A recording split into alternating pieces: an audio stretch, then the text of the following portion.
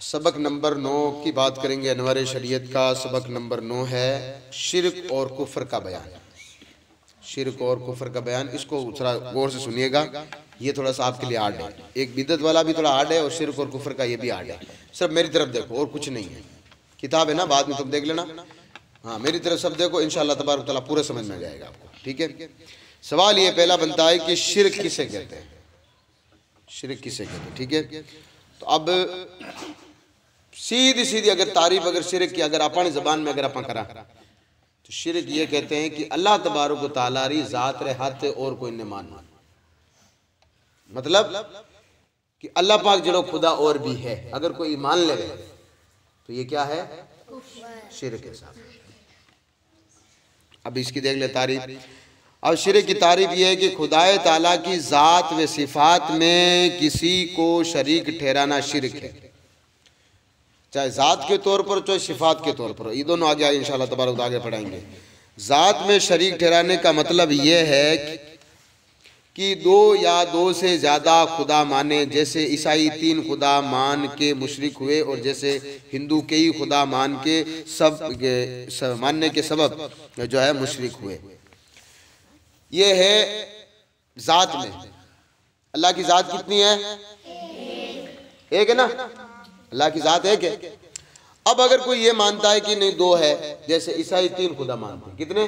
3। वो कहते हैं भी अल्लाह भी खुदा है, ईसा अलैहिस्सलाम की मां मरियम अलैहिस्सलाम वो भी खुदा है, हज़रत ईसा खुद खुदा है। हालांकि उनके पास तौरात ये जो किताब है ना, इंजील माफ कीजिए, इंजील ये इन्हीं के लिए उतरी है। जैसे हमारे पास कुरान है वैसा इंजील इनके लिए, इतनी बड़ी आसमान किताब है। लेकिन फिर भी वो लोग भटक गए और वो कहने लगे भाई, कोई तो कहते हैं ईसा अल्लाह का बेटा है, जबकि अल्लाह कहता है कुल हुवल्लाहु अहद अल्लाहुस समद लम यलिद वलम यूलद। ना वो किसी की औलाद है ना उसकी कोई औलाद है। अल्लाह पाक ना तो किसी की औलाद है ना अल्लाह की कोई औलाद है। तो ये जात के साथ, यानी अल्लाह की जात है कि अगर उसके अलावा तुम किसी और को खुदा अगर मान रहे हो तो फिर शिर्क है। क्या है? शिर्क है। इसकी भी आगे इंशाल्लाह मैं तारीफ बता दूंगा कि कुछ लोग और भी किसी को शिर्क कहते हैं। अब जैसे है कि हमारे हिंदुस्तान में हुनूद है, जिनको हिंदू आप बोलते हैं, हुनूद। पहली बात तो ये है कि अल्लाह तबारक व तआला हिसाब लेने वाला है क़यामत के दिन। जो कोई किसी को माने फिर हम उसको बुरा भला नहीं कह सकते, बात याद रखें। बुरा भला किसी को ये बात याद रखना, ठीक है? वो जाने, उनका काम जाने, हिसाब उनको देना है।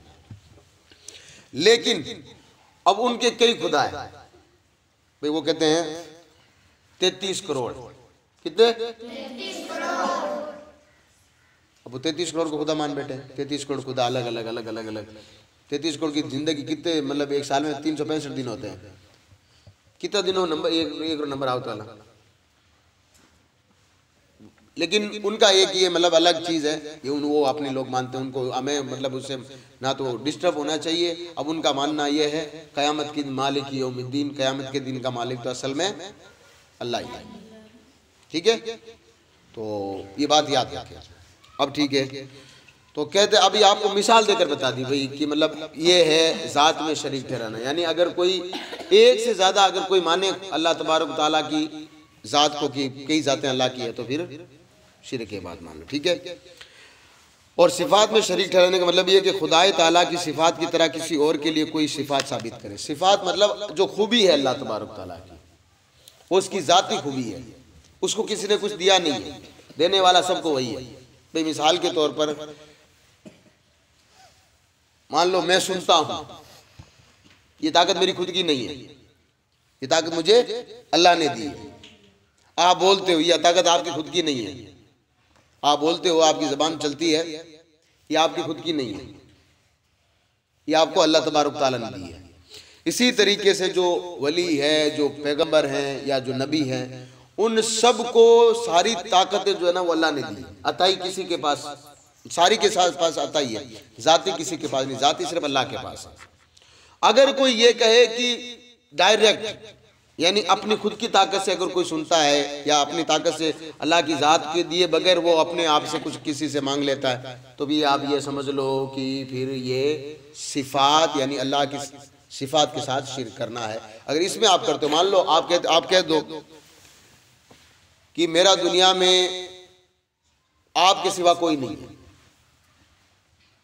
किसी आदमी को आप कहते हो भाई मेरा दुनिया में आपके सिवा कोई नहीं है, आप अपने वालिद साहब कहते हैं आप मेरे अलावा, तो इसका मतलब ये है कि आपके वालिद साहब को जो कुछ इख्तियार दिया ना वो अल्लाह ने दे रखा है, आपके वालिद साहब का खुद का कुछ नहीं है, ठीक है ना। अगर आप ये मानते हो कि मेरे वालिद साहब जो है वो सारे की सारी चीजें खुद मालिक हैं, उनको किसी ने कुछ नहीं दिया, तो ये शिरक है। इसी तरीके से जो अल्लाह के वली होते हैं ना, अल्लाह के वली, आप उनकी दरबार पे जाते हो, कुछ लोग कहते हैं शिरक है साथ। शिरक का मतलब ये है कि आप ये मानो कि वो भी एक अल्लाह है, जबकि हम नहीं मानते, वो तो हम तो मानते हैं वो अल्लाह का नेक बंदा है। अल्लाह ने उनको ताकत दी है, उनकी अल्लाह की दी हुई ताकत से वो हमें अता करते हैं, उनके वसीले से हमारी दुआ कबूल होती है, ठीक है ना। डायरेक्ट अगर किसी को कुछ आप किसी से मांगते हो या किसी को अगर ये समझते हो कि वो डायरेक्ट दे सकता है, तो ये शिरक है, बात याद रखें, ठीक है ना, इस बात को ख्याल रखें। तो दो चीज़ों में, चाहे वो ज़ाती हो चाहे सिफाती हो, दोनों में अगर अल्लाह की ज़ात के साथ शरीक करोगे तो ये क्या है, शिरक है, ये बात याद रखें, ठीक है, ठीक है। अब इसमें एक मिसाल दी कि जैसे मसलन सुनना, देखना वगैरह, जैसा कि खुदाई ताला के लिए बगैर किसी की दिए ज़ाती तौर पर साबित है, यानी अल्लाह देख सकता है, अल्लाह को किसी ने ताकत नहीं दी, अल्लाह पाक की खुद की ताकत ये देखने की है कि नहीं है, लेकिन ये ताकत अल्लाह ने इंसान को दे रखी है। कुरान मजीद में अल्लाह तबारक ताला ने फरमाया है, जो 29वें पारे में अल्लाह पाक फरमाया, जिसका तर्जुमा यह है कि हमने इंसान को सुनने वाला देखने वाला बनाया, हमने इंसान को सुनने वाला, सुनता भी है इंसान भी, जो मैं अभी आपकी बात कर रहा हूँ, आपके कानों तक बात पहुंच रही है ना मेरी, और मेरी आप जो जियारत कर रहे हैं, ये जियारत का मतलब क्या होता है, देखना। क्या होता है, देखना। जियारत का क्या मतलब होता है, देखना। आप कहते हो मैं अजमेर शरीफ जाऊंगा जियारत करने, इसका मतलब ये है कि आप गरीब नवाज की दरगाह की जियारत करने, नहीं, गरीब नवाज की दरगाह को देखने के लिए, इसको कहते हैं जियारत का मतलब होता है देखना। आप मुझे अभी देख रहे हैं इस वक्त, अल्लाह कहता है हमने इंसान को देखने वाला सुनने वाला बनाया। अब यानी इंसान को अल्लाह ने ताकत, इंसान को अल्लाह ने दी है, लेकिन अल्लाह जब देखता है, अल्लाह जब सुनता है, तो अल्लाह तबारक व तआला की ये खुद की ताकत है, अल्लाह को किसी ने दी नहीं, बात याद रखें, ठीक है ना। लेकिन अल्लाह कहता है हमने इंसान को बनाया, तो अल्लाह ने जब इंसान को बनाया तो फिर हम मानते हैं भी हम, मैं सुनता हूँ, आप देखते हैं, आप देखते हैं, मैं सुनता हूँ, ये सारी चीज़ें। तो ये बात याद रखें कि शिरक सिर्फ उसी को कहेंगे जब आप डायरेक्ट ये बात मानते हो कि ये चीज़ अल्लाह ने नहीं दी बल्कि मेरी खुद की चीज़ है। मान लो मुफ्ती साहब बैठे हुए, कल अगर दावा कर बैठे, मेरी जो मेमोरी है ना, मैं कुछ भी याद कर लेता हूँ, ये मेरी खुद की है, मुझे किसी ने नहीं दी, तो आप ये समझ लो फिर मुफ्ती साहब इस्लाम से खारिज है। जबकि मुफ्ती साहब ये कहेंगे अल्लाह का करम है, जो किताब में पढ़ता हूँ वो चीज़ मुझे याद हो जाती है। इसका मतलब ये है, अल्लाह, मुफ्ती साहब कह रहे हैं कि अल्लाह तबारक तआला ने मुझे ऐसा दिमाग दिया है कि जो मैं पढ़ता हूँ उसको मुझे याद हो जाता है, अल्लाह की दी हुई। तो इन चीज़ों को याद रखें, ठीक है। अगला सवाल है कुफर किसे कहते हैं, ये तो शिरक की बात हो गई, ये तो शिरक की बात हो गई। अब कहते हैं कुफर किस कहते हैं, कुफर कहते हैं, देखिए अब शिरक और कुफर में फ़र्क है, अब देखिए याद कर लीजिएगा। ज़रूरियात दीन में से किसी एक बात का इनकार करना कुफर है, यानी जो दीन की ज़रूरत की बातें हैं उनमें से किसी एक बात का भी बंदा इनकार कर दे, सारी बातों का ज़रूर नहीं, सिर्फ एक बात का, मान लीजिए नमाज है, ज़रूरत है ना, तो ये जो है दीन की ज़रूरत है, कलमा ला इलाहा इल्लल्लाह मुहम्मद रसूलुल्लाह, ज़रूरत है, ये ज़रूरियात में से है ना, नमाज है ज़रूरियात में से। बंदा नमाज नहीं पढ़ता गुनहगार है, लेकिन अगर कहता नमाज जैसी कोई चीज़ नहीं होती है, सीधे डायरेक्ट टाटा बाय बाय खत्म।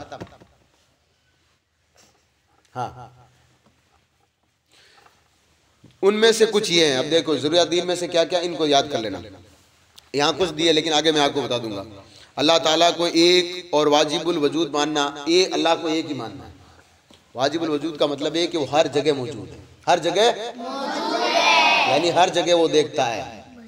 मैंने उस दिन आपको कहा था ये मत को दीवारों के कान होते हैं, बल्कि ये कहो अल्लाह तबारक ताला के फरिश्ते हमारे अमाल लिखते हैं और अल्लाह तबारक ताला देख रहा है हर जगह।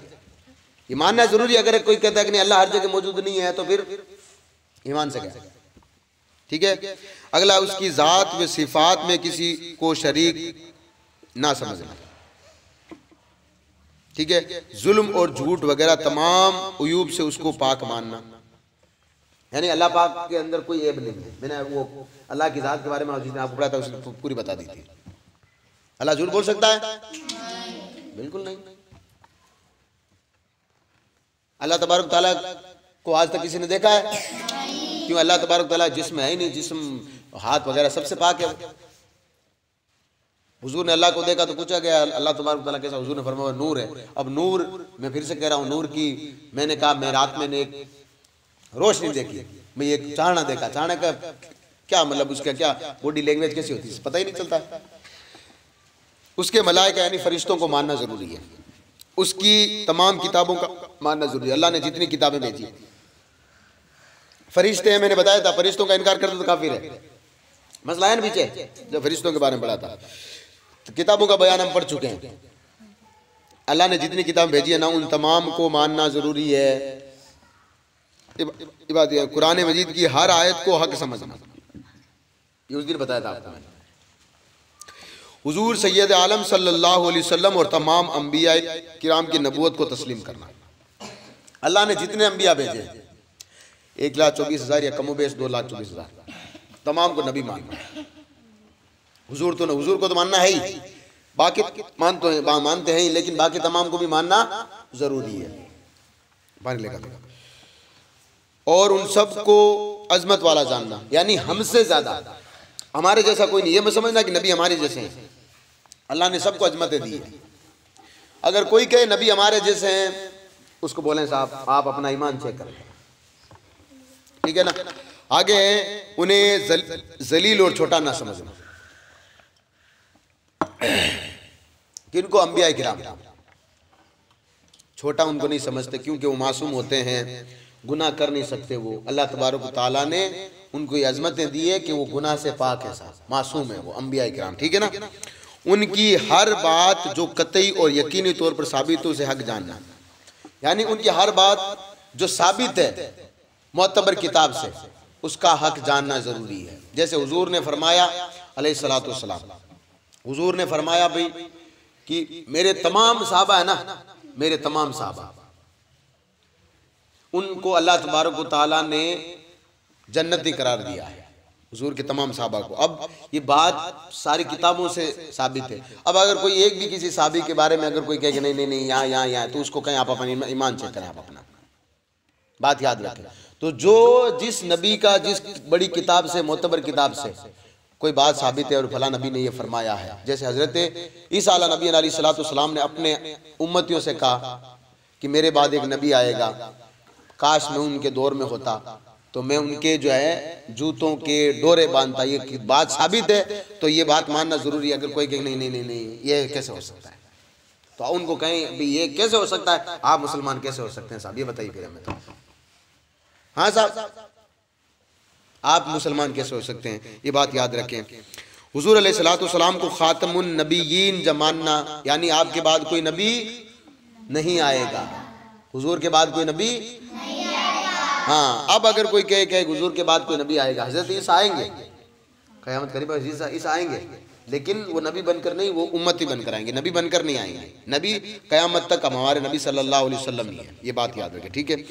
उनके बाद किसी नबी के पैदा होने को जायज़ अगर कोई समझता है तो फिर वो काफिर है साहब। ये जरूरी चीजें हैं, इनका मानना या अकीदा, बात याद रखें, ठीक है। क़यामत व हिसाब किताब, जन्नत दोज़ख को हक मानना, ये बात याद रखें। क़यामत आएगी, हक है कि नहीं है? है। हाँ, हिसाब किताब होगा कि नहीं होगा? कल के बयान में मैंने अपलोड कर दिया, जाकर देख लेना। कल के बयान में पूरा मैंने आपको बताया था, ठीक है ना। हाँ, तो क़यामत आएगी, हिसाब किताब होगा सबका। अगर कोई कहे कि नहीं मैं इनको नहीं मानता, ये बात गलत है साहब, ये बात याद रखें, ठीक है। आगे आते हैं, नमाज व रोज़ा, हज व ज़कात की जो फर्जियत को तस्लीम करना, यानी ये चीज़ें फ़र्ज है। क्या है? ये चीज़ें फ़र्ज है। नमाज फ़र्ज है, रोज़ा फ़र्ज है, ज़कात अगर अल्लाह ने माल दिया है जो साहिब निसाब अगर हो तो फ़र्ज है, हज अल्लाह तबारक तआला ने माल दिया तो वो भी फ़र्ज है। इन चीज़ों का फ़र्ज जानना, कोई कहेगा नहीं नहीं नहीं नहीं करें तो ठीक है, वरना नहीं तो कोई बात नहीं है, तो ये चीज़ें भी, ये बात याद रखें, उसको आप कहें कि आप अपना ईमान चेक कर लें साहब। हाँ, ठीक है। ज़िना यानी बलात्कार, ज़िना कहते हैं बगैर निकाह के किसी भी औरत को छूना भी गलत नजर, गलत नीयत से किसी को छूना भी ये क्या है? जिना। ये बात याद रखें, किसी को गलत नजर से देखना किसी औरत को, ये भी जिना है, और जिना अल्लाह को पसंद नहीं है। चोरी, शराब नोशी वगैरह हराम, जो कि अल्लाह तबारक तआला ने कतई इनको हराम करार दिया, इनको हराम ही मानना। कोई ये कहे कि नहीं नहीं नहीं नहीं नहीं कोई बात नहीं, कर लिया तो कोई बात, हराम है तो हराम है, हराम है तो हराम है, चोरी करना हराम है। अब किसी भी हालत में चोरी, चाहे मुसलमान हो चाहे कोई भी, किसी कोई भी हो, ये जरूरी नहीं है कि मुसलमान है तो उस पर नहीं उस पर तो मतलब थोड़ा ठंडा करके मुसलमान चोरी कर ली तो कोई बात नहीं साहब, बल्कि मुसलमान पर तो ज्यादा ये चीज होगी। मुसलमान को तो बता दिया गया कि चोरी करना क्या है? हराम है साहब। बाकी चोरी चाहे कोई भी करे, मुसलमान करे, सिख करे, ईसाई करे, हिंदू करे, कोई भी करे, सब गलत है। सब सारे मजहबों ने चोरी को गलत कहा, कोई भी ये नहीं कहता चोरी करो, लेकिन हमारे मजहब में चोरी करना क्या है? हराम है। जिना करना, बलात्कार कहते हैं किसी के साथ जबरदस्ती करना, भाई किसी के साथ जबरदस्ती करना, जो कि आज हमारे मुल्क में आम हो चुका है। प्रत्येक 4 या 5 दिन में आप देखें 20-25 रिपोर्टें ऐसी आती है, और इतने लोग बेरहम हो चुके हैं। 8-9 साल की बच्चियां जो स्कूल जाती है, पता नहीं घर पे नहीं आती वापस, फिर 2-4-5 दिन के पता चलता है उनकी लाश नाले के पास मिली, उनकी लाश वहां मिली उनकी। कोई भी करे, ये जरूरी नहीं है कि आपको आज और बता देता हूँ, चाहे कोई भी करे, चाहे मुस्लिम करे चाहे किसी भी और कौम का कोई भी करे, गलत है साहब, गलत है। ये इस्लाम ने कहा निकाह करो भाई, आपकी जब उम्र हो जाए तो निकाह करो। निकाह हुजूर की सुन्नत है, क्या है? सुन्नत है, और सुन्नत को सुन्नती तरीके से ही करना चाहिए, रस्म रिवाज के तौर पर नहीं कि मतलब इन्हें शादी करनी है, बच्चे सब क्यों हैं, तो जरूरी थोड़ी है। अल्लाह ने अगर औलाद अगर किस्मत लिखी तो होगी वो, तो उसको ये समझ कर करें कि हुजूर अलैहिस्सलातु वस्सलाम ने निकाह किया था, अब तो मैं कर रहा हूँ तो अल्लाह तबारक तआला और ज्यादा बरकत देगा। तो ये जो चीजें है ना हराम है, जो इस्लाम ने जिन चीजों को हराम कहा है, शराब हराम है। अब अगर कोई कहीं का अगर मौजूद शहर का अगर कोई आदमी शराब पी ले, मान लीजिए अगर आपको पता लगे कि भाई मक्का शरीफ का आदमी शराब पी रहा है, ओ हो मक्का शरीफ का आदमी शराब पी रहा है, तो फिर हम क्यों नहीं पी सकते? कोई ये मक्का शरीफ के शहर के आदमी की शराब पीने से शराब जायज नहीं हो जाती है? कुरान जो अल्लाह तबारक व तआला नाजिल के, उसमें अल्लाह ने पाक ने फरमाया शराब हराम है, शराब हराम है। अब अगर कोई थोड़ा सा भी अगर शक करे तो उसको कहीं भी आप अपना ईमान चेक करें, ये जरूरत की चीजें, ये बात याद रखें। अगर इन चीजों को अगर आपने कह दिया कि नहीं तो आप फिर ईमान का जायजा ले लें कि फिर आप ईमान वाले नहीं रहोगे। तो अल्लाह तबारक व तआला की जात के साथ या सिफात के साथ अगर आप किसी को शरीक ठहराते हो, अल्लाह के मतलब ये मानते हो कि अल्लाह के अलावा कोई और भी ये काम मेरा कर सकता है, उसको शिरक कहते हैं। और दीन में जितनी बातें जरूरी है उनमें से किसी एक का भी अगर आपने इनकार कर दिया तो ये कुफर है, ये बात याद रखें, ये दोनों में फर्क है। ठीक है, अगला सवाल ले लेते हैं। अगला सवाल ये है, किसी ने शिरक या कुफर किया तो अब क्या करें? मैं मान लीजिए किसी से गलती, इंसान खता का पुतला है, इंसान से गलती हो जाती है, तो अब इसका जवाब ये है, किताब मत देखो, मेरी तरफ देख लो, किताब बाद में पढ़ लेना तुम, ठीक है? हाँ, इसका जवाब ये है, तौबा और तजदीद ईमान करें। पहले तो अल्लाह की बारगाह में तौबा करें, रोएं, गिड़गिड़ाएं। तजदीद ईमान का मतलब ये है कि फिर से कलमा पढ़े तौबा करके। तौबा का मतलब ये नहीं तौबा तौबा तौबा बस, ये नहीं, ये तौबा नहीं। तौबा का मतलब ये है कि अल्लाह की बारगाह में सच्चे दिल से कि आज मैंने ये काम कर दिया, अल्लाह पाक इस पर मैं शर्मिंदा हूँ और आज के बाद ये काम वापस, इसी को सच्ची तौबा कहा जाता है। और अल्लाह को सच्ची तौबा करने वाले लोग बड़े पसंद है। मैं आगे एक वाक़या आपको इंशाअल्लाह तबारक तआला बता दूंगा। पहले तो तौबा करे, दूसरा ये ईमान वापस लाए, यानी वापस कलमा पढ़े। अगर बीवी वाला है तो फिर से निकाह करे। निकाह नहीं पाची उनके नहीं को कपतरी बांटने पड़ी, पाची पाँचों खानों करना पड़े, नहीं, 2 गवाह बना करके अपनी बीवी से वापस जाकर के, जैसे आप वो करते हो ना, जरूर नहीं है कि वो निकाहनामा लेकर, नहीं, बल्कि उसको जाकर कहें कि मैंने ये काम गलत कर लिया, मैंने ये काम कर लिया जिससे मेरा ईमान सलामत नहीं रहा है, तो मैं वापस आपसे निकाह करना चाहता हूँ कि आपने कबूल किया? वो कहे कबूल किया, ये करे कबूल किया, चलो ये निकाह, यही तो निकाह है। और निकाह क्या है? अब ये जो ये कागज वगैरह लिखते हैं ना, ये एक तरीका है, मतलब एक सही तरीका, आसान तरीका है। जैसे ईसा अलैहि सवाब का तरीका ना, मिलाद करके मिलाद करना, ये सही तरीका है। किसी को सवाब अगर पहुंचाना है तो हम लोग मिल करके या तो कुरान का नहीं पढ़ते हैं, सब मिलकर के पढ़ेंगे तो फिर उसका सवाब जो है, जिसको हम मिसाल सवाब कर रहे हैं, जो दुनिया से गया उसके लिए मिलाद वगैरह, तो ये एक तरीका है जो हम शादी वगैरह में जो वो निकाहनामा लेकर करते हैं, उसका नाम लिखते हैं, गवाह का नाम लिखते हैं कि भैया ये लोग हाजिर थे। वरना गवाह तो सारे जितने बराती होते हैं ना वहाँ उस वक्त मौजूद होते हैं ना, बराती इस मुराद में ये नहीं है, मतलब जितने वहाँ लोग होते हैं वो सब गवाह होते हैं। बात याद रखें, निकाह में 2 गवाह नहीं बल्कि सारे गवाह, लेकिन 2 गवाह होना लाजिम जरूरी है, ये बात याद रखें, ठीक है। और मुरीद हो तो फिर से, अगर किसी पीर साहब का मुरीद है, मान लीजिए कोई मुरीद है अगर किसी पीर साहब का, तो पीर साहब की बारगाह में जाकर कहें, पीर साहब मेरे से ये गलत काम हो गया है, मैं आपके हाथ पर तौबा करना चाहता हूँ और फिर से आप मुझे अपना मुरीद बनाइए, क्योंकि मैं अपने ईमान से हाथ धो बैठा हूँ। और ईमान अगर नहीं रहा तो दुनिया से चले गए तो आपकी नमाजें वगैरह सब आप पे मुंह पर मार दी जाएगी, ठीक है कि नहीं है? सीधा बैठ जाए बेटा। हाँ, अगला सवाल ले लेते हैं। शिरक और कुफर के अलावा कोई दूसरा गुनाह हो जाए तो माफ़ी की क्या सूरत है? मान लीजिए छोटा भाई किसी ने शिरक नहीं किया, गुनाह ये, या फिर जो है मतलब ये किसी ने हराम काम कर लिया, मान लीजिए चोरी कर ली किसी ने, शराब पी लिया किसी ने, झूठ बोल गया, तो उसके लिए क्या है? तौबा करें। तौबा तो करनी है ही। तौबा का फिर से मैं तरीका बता देता हूँ। अल्लाह की बारगाह में आंसू बहा करके, परवरदिगार ये जो मैंने काम कर लिया, मान लीजिए तौबा कर रही, चोरी कर ली है, अल्लाह पाक मैंने चोरी कर ली है, मैंने ये चोरी की है ना, मैं इस मेरे दिल में जो है मतलब मैं शर्मिंदा हूँ तेरे डर से, अब अल्लाह पाक मैं जो है आज के बाद ये काम कभी नहीं करूँगा, इसी को कहते तौबा। अगर ये कर लोगे तो आप जो है मतलब अल्लाह तबारक ताला जो इसका जवाब ये है कि तौबा करे, खुदाए ताला की बारगाह में रोए, गिड़गिड़ाए, अपनी गलती पर नादिम, वही शर्मिंदा हो जी, पश्मा यानी अपने आप को शर्मिंदा जाने, और दिल में पक्का अहद करे कि अब कभी ऐसी गलती ना करूंगा। सिर्फ जुबान से तौबा तौबा कह लेना तौबा नहीं, आगे ना बात, तौबा तौबा सिर्फ जुबान से तौबा तौबा तौबा ये नहीं होती।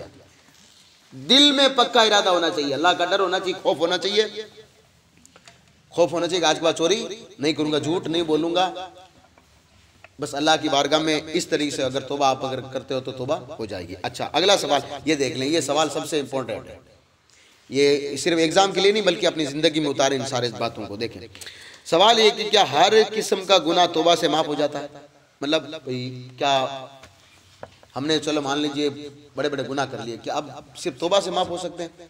तो अब यहाँ पर हमें तरीका बता, देखिए, जो गुनाह किसी बंदे की हक तलबी से हो, मसलन किसी का माल गसब कर लिया, किसी पर तोहमत लगाई या जुल्म किया, तो इन गुनाहों की माफ़ी के लिए ज़रूरी है कि पहले उस बंदे का हक वापस किया जाए या उसे माफ़ी मांगी जाए, फिर खुदाए ताला से तौबा करे तो माफ़ हो सकता है।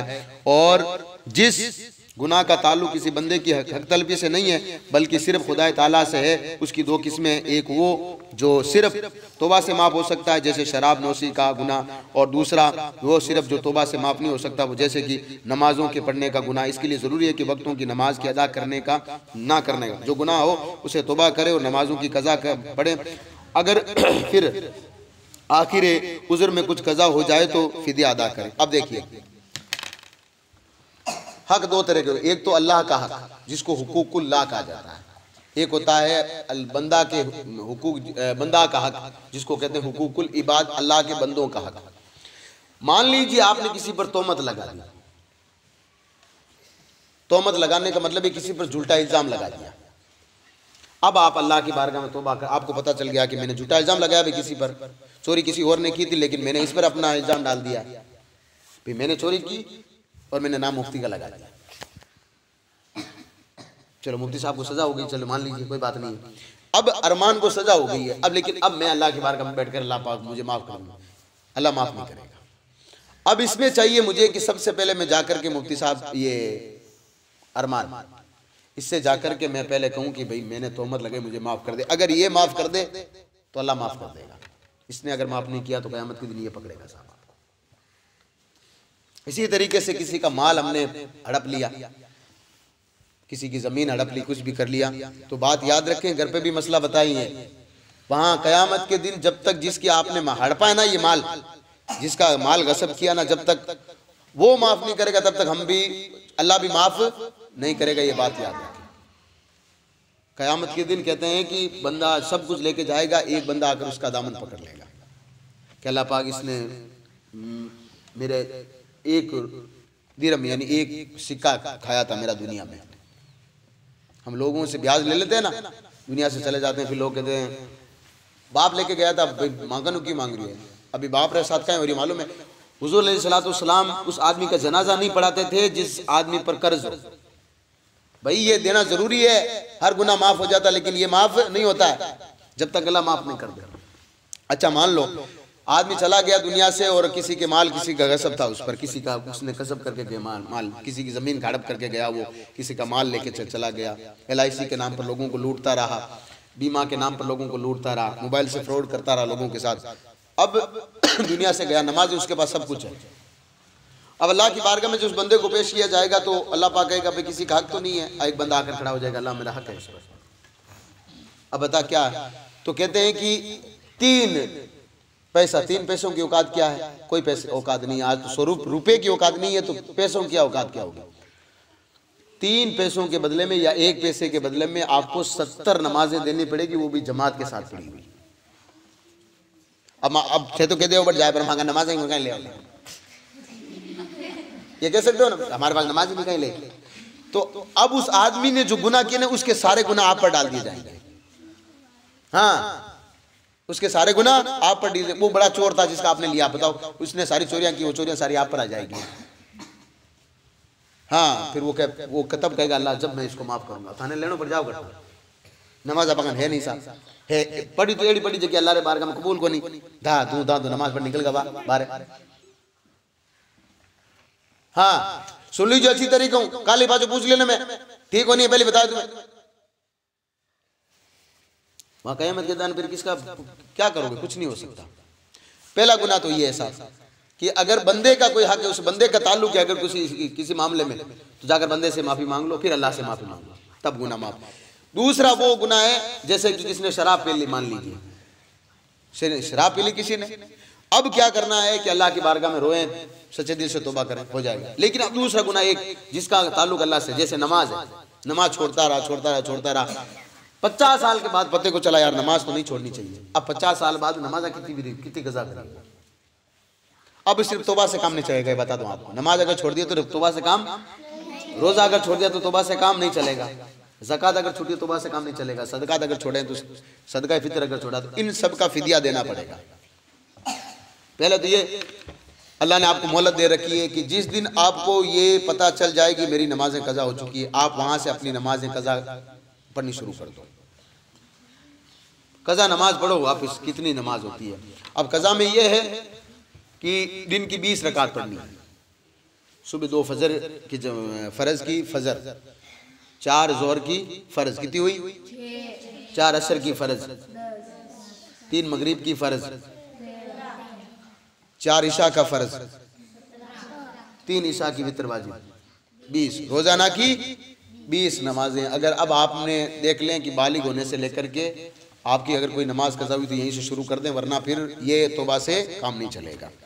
तो इस और अगर मान लीजिए कि बुढ़ापा आ गया, अब फिर याद आया कि मेरी नमाज इतनी कज़ा, तो इसका फिदिया देना पड़ेगा। अब फिदिया क्या, अब वो भी सुन लीजिएगा। एक नमाज के बदले में 1 सदका देना पड़ेगा। सदका कितना, 2 किलो 45 ग्राम गेहूं, कितना। अब दिन में नमाजें कितनी होती है, अच्छा 5 नमाज होती है, रकात कितनी है, हर रकात के बदले में 1 सदका देना पड़ेगा। अब आप मुझे बताओ, थाने तो दो दिन नमाज में बकारी खाली जाए, 2 दिन नमाज में बकारी खाली औलाद लारे औलाद है जी कि नमाज था चलो छोड़ जाते रहे, थाने लारे औलाद थानी नमाज कहने पड़ी भाई खुद ही नमाज को भेज भी तो नमाज है ना। ये तो कहने का मतलब ये है इस सबक का कि अल्लाह तबारक व तआला ने हमें ये बताया कि ये सारी चीज़ें अल्लाह के रसूल ने हमें बता दी है कि ये चीज़ें तुम्हारे पास है, जब तक दुनिया में हो, सांसें चल रही है, तब तक तुम ये तौबा का दरवाज़ा जो है ना ये खुला हुआ है तुम्हारे लिए। तौबा कर लो, नमाज छूटी है तो नमाज़ें कज़ा कर लो, हज फर्ज है तो हज कर लो, ज़कात फर्ज है ज़कात दो गरीबों मिस्किनों को, और किसी से अगर किसी का कहीं हक खाया है, किसी पर इल्ज़ाम लगाया तो जाकर उससे माफ़ी मांग लो टाइम पर ही। बाकी शिरक यही है कि अल्लाह की ज़ात के साथ, यानी अल्लाह है कि अगर उसके अलावा किसी और को अगर खुदा मान बैठे तो शिरक है ये। सिफात का मतलब ये है कि अल्लाह की जो सिफात है, डायरेक्ट ये सोचना कि किसी आदमी में ये सिफात है कि किसी को दी नहीं है, उसको खुद की जाती है, तो फिर ये शिर्क है।